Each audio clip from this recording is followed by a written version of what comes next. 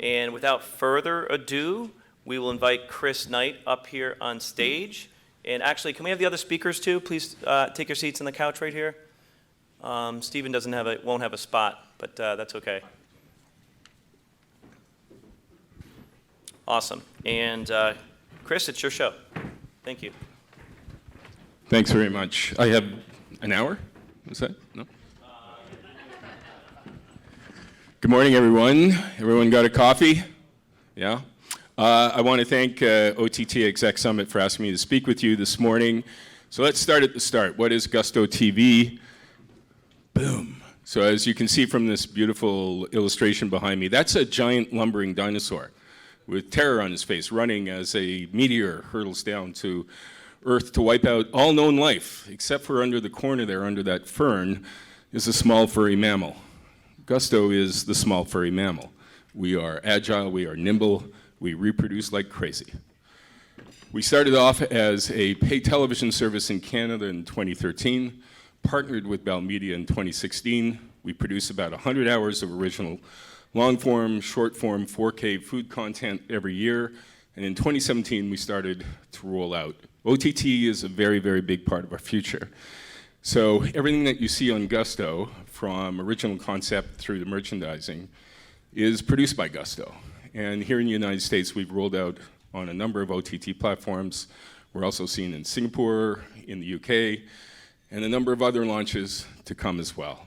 So OTT is a big, big part of what we do.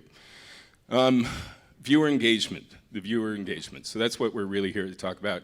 How do we get viewers to come back after the credits roll? So at Gusto, we think that we have a bit of an advantage in our genre, in that if we do our job properly, we can make our viewers hungry. We can reach them at a physiological level.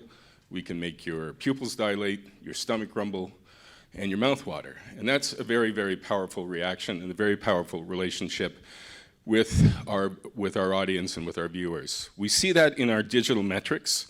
When we overlay our digitals onto our programming schedule, we actually see that people in real time are getting out a second screen and they're saying, wow, that was a great recipe. And they get out a second screen and then they go to the gustotv.tv and then they click on the recipe icon, they find the recipe, they download it, and now we become part of your life.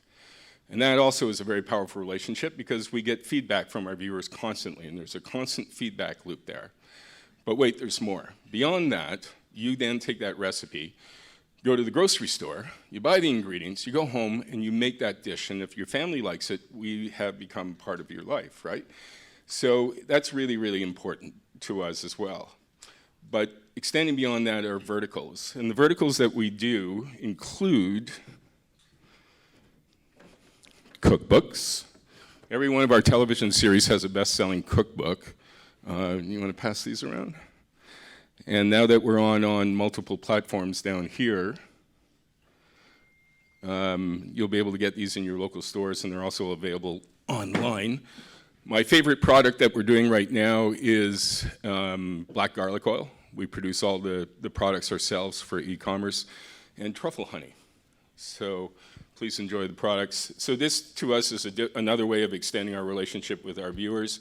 In Canada, back home where we started 5 years ago, we're now also getting into meal kit home delivery as well. So up until now, you take those ingredients, you go to the grocery store, we leave you at the door. So we've created a need, and we want to be part of filling it as well. So we're getting into the higher end of meal kit delivery. We're staying away from the Tuesday night $12 meal solutions, and we're doing dinner party in the box. 4 courses, 4 people, delivered fresh to your door, minimal packaging, $99. So that's an extension of some of the ways that we engage with our audiences as well. Everybody at Gusto is a foodie. We love the content that we do.